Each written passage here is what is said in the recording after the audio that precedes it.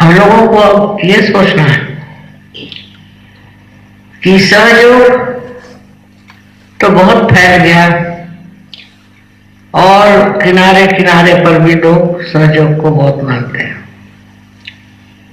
लेकिन जब तक हमारे अंदर सहयोग पूरी तरह से व्यवस्थित रूप से प्रकटित नहीं होगा तब तक लोग सहयोग को मानते हैं, वो मानेंगे नहीं। इसलिए जरूरत है कि हम कोशिश करें कि अपने अंदर झांकें। यही कृष्ण का चरित्र है कि हम अपने अंदर झांकें और देखें कि हमारे अंदर खुद कौन सी ऐसी चीजें हैं जो हमें द्विधा में डाल देती, इसका पता लगाना चाहिए। हमें अपने तरफ देखना चाहिए, अपने अंदर देखना चाहिए, और वो कोई कठिन बात नहीं है। जब हम अपनी शक्ल देखना चाहते हैं तो हम शीशे में देखते हैं।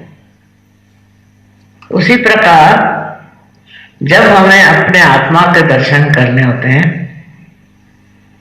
तो हमें देखना चाहिए हमारे अंदर वो कैसा देखा जाता है। बहुत से सहयोगी ने कहा कि मां, ये कैसे देखा जाएगा कि हमारे अंदर क्या है और हम कैसे। उसके लिए जरूरी है कि मनुष्य पहले स्वयं ही बहुत नम्र हो जाए,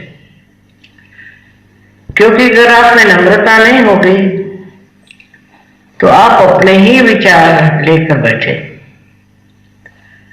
तो कृष्ण के लाइफ में पहले दिखाया गया कि एक छोटे लड़के के जैसे वो थे, बिल्कुल जैसा शिशु होता है, बिल्कुल ही अज्ञानी, उसी तरह का था। वो अपने को कुछ समझते नहीं थे। उनकी मां थी, उसी मां के सहारे वो बढ़ना चाहते थे।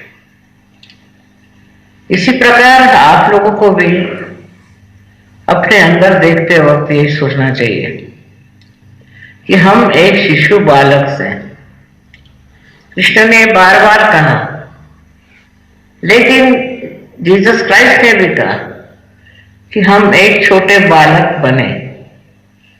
बालक की जो सुबोध स्वभाव की छाया है वो हमको दिखनी चाहिए कि हम क्या बालक जैसे बातें करते हैं। हमारे अंदर कौन सा ऐसा गुण है कि हम बालक बन जाते हैं। अब बालक है ना अबोधिता, भोलापन, और वो भोलेपन से हमको अपने तरफ देखना है और उसी से अपने को ढकना है। अब वो भोलापन बड़ा प्यारा होता है। आप अगर बच्चों को देखें तो उनसे जो प्यार करता है वो इसलिए कि वो भोले,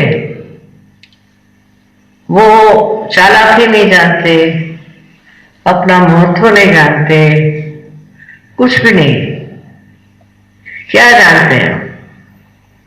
वो जानते ये हैं कि ये सब लोग हमारे को ही हैं, ये हमारे भाई बहन और ये सब कुछ। लेकिन ये किस तरह से उन्होंने जाना, ये प्रश्न है। बच्चों ने जिस तरह से जाना उसी तरह से हमने भी भुला दिया कि हम भी एक भोले बालक और एक भोलापन है हमारा। अब बहुत से सहयोगी ऐसे हैं कि जो आते हैं वो बहुत अपनी चालाकी दिखाने, कोई आते हैं कि सोचते हैं हम बहुत होशियार हैं, कोई आते हैं और सोचते हैं कि हम मां को सिद्ध कर देंगे। मुझे सिद्ध करने से क्या फायदा, मुझे तो मालूम ही है सब कुछ। तो आपको ये करना चाहिए कि अपनी ओर नजर करें और अपने भोलेपन को पहचानें। वो कहाँ है, कैसा है, और बड़ा मजेदार है, उसको सोचना चाहिए। अब कृष्ण की जो बात है वो यही है कि बचपन में तो एकदम भोले थे और बड़े होने पर उन्होंने गीता समझाई, जो बहुत गहन है। ये कैसे हुआ कि मनुष्य उसमें बढ़ गए। इसी प्रकार हम भी सहज में बढ़ सकते, हमने पाया है, लेकिन उसमें अभी तक हम बढ़े नहीं। और बढ़ने के लिए हमें चाहिए कि जो अपने बारे में ख्यालात हैं उसको छोड़ दें। पहले तो बच्चे जैसा स्वभाव होना चाहिए। अब ऐसा किसी से कहें कि आप बच्चे जैसा स्वभाव बनाओ तो कठिन बात है। ऐसा तो नहीं कर सकते कि आप जो हैं वो छूट के आप बच्चे बन जाओ। लेकिन बच्चों के साथ रहकर, बच्चों के प्रति एक आस्था रख के, उनकी बातों को देख करके आप बहुत फर्क कर सकते और बदल सकते हैं सारी चीजें अपने अंदर की। तो सबसे पहले तो जानना चाहिए कि हमारे अंदर जैसे जैसे हम बड़े होने लगे बहुत से दोष समा गए। उस दोषों को कैसे निकालना चाहिए, कैसे कैसे दोष हमारे अंदर आए, इसको अगर हम सोचे नहीं, उधर ध्यान दें, तो हम इसको ठीक कर सकते हैं।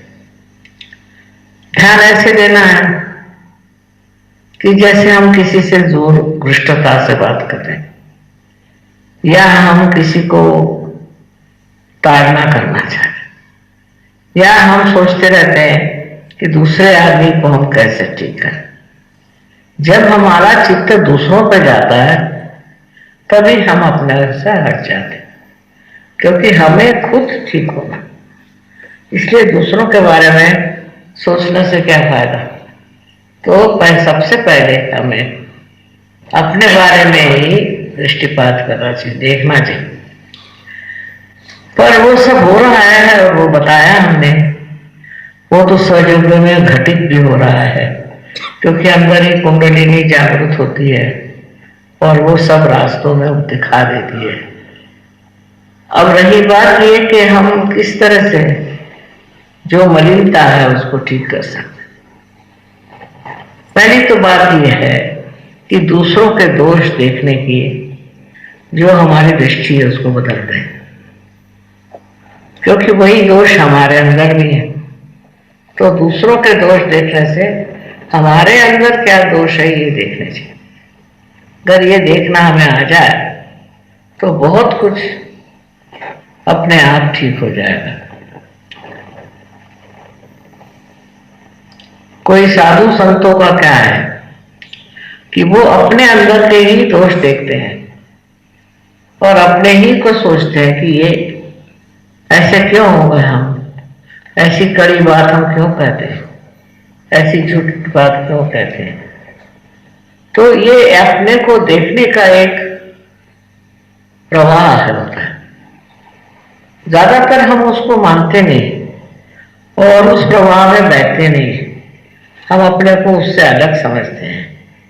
पर ऐसी बात नहीं है। अगर हम समझ लें कि हमारे अंदर जो ये प्रवाह है जो हमें ऐसे रास्ते पर ले जाता है कि जहां हम अपने ही को नहीं पहचान सकते, तो फिर आदमी अंदर की तरफ मुड़ सकता है। अब कहने से कि तुम अंदर की तरफ जाओ, ध्यान करो, अपने अंदर की बहुत सी बातें निकालो, सब कहने को तो कह देंगे, लेकिन उससे नहीं होता। इसीलिए ध्यान करना, प्रयत्नशील रहना चाहिए। और हमारे पास ऐसे साधन हैं,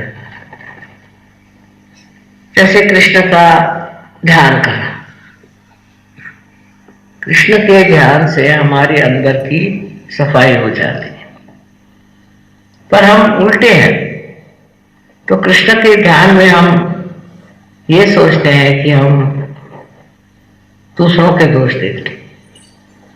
जब हम कृष्ण का दोष देखते हैं तो हमें दिखाई देता, पर हमें अपना दोष नहीं दिखाई देता। ये हमारे साथ बहुत जाती है कि हम अपने दोष नहीं देख सकते, कृष्ण के दोष तक देख लेंगे। बहुत से लोग मैंने देखा है, किताबें लिखी उन्होंने कि कृष्ण ने क्या क्या दोष थे, क्या गलत काम किए, उनको कैसे रहना चाहिए। अपने बारे में वो नहीं जानते, लेकिन जब अपने बारे में भी सोचते हैं और जब देखा जाता है तो कभी भी ये दृष्टि नहीं होती कि भाई हमारे अंदर ये दोष है और ये चला जाना चाहिए। तो हम दूसरों के दोषों पे अटक जाते। यही हमको करना है कि अपने अंदर क्या दोष है उसे देखा जाए। कृष्ण से बढ़ के और मैं कोई योगी मानती नहीं हूं, क्योंकि उन्होंने ये रास्ता बताया कि तुम अपने अंदर की गलतियां देखो, अपने अंदर के दोष देखो। ये बहुत बड़ी बात है। उन्होंने सिर्फ कह दिया, करने वाले बहुत कम। ज्यादातर दूसरों के दोष देख लीजिए तो सबको याद है, सबको मालूम है। अपने दोष बहुत कम लोगों को समझ में आते हैं, इसीलिए वो ठीक नहीं होगा। अपने दोषों से परिचित होना चाहिए और हंसना चाहिए अपने ऊपर कि देखो हम क्या दोष कर रहे हैं, हमारे अंदर क्या दोष है। ये हमें सोचना चाहिए, बजाय इसके कि हम और लोगों के दोष। शांत रहो सदा।